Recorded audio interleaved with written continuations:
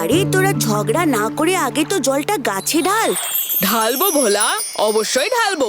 তবে এই জল আর গাছে নয়, আমি এই জল ঢালবো শিবুর গায়ে।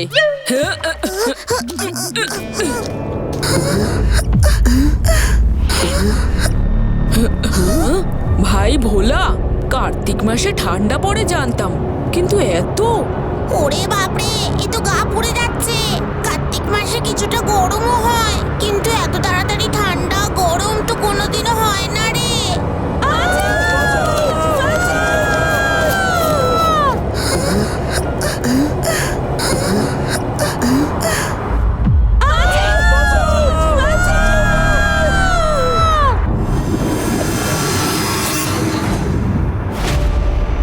কি ওদিকে সবাই চিৎকার করছে বলে মনে হচ্ছে না?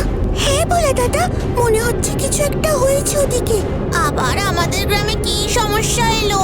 ওরে বাবা, আমার আবার ভয় করছে। দূর ব্যাং, আগে কি হয়েছে সেটা তো দেখবি, তারপর না ভয় পাবি। একেবারেই তাই, চল আমাদের এক্ষুনি ওদিকে যেতে হবে।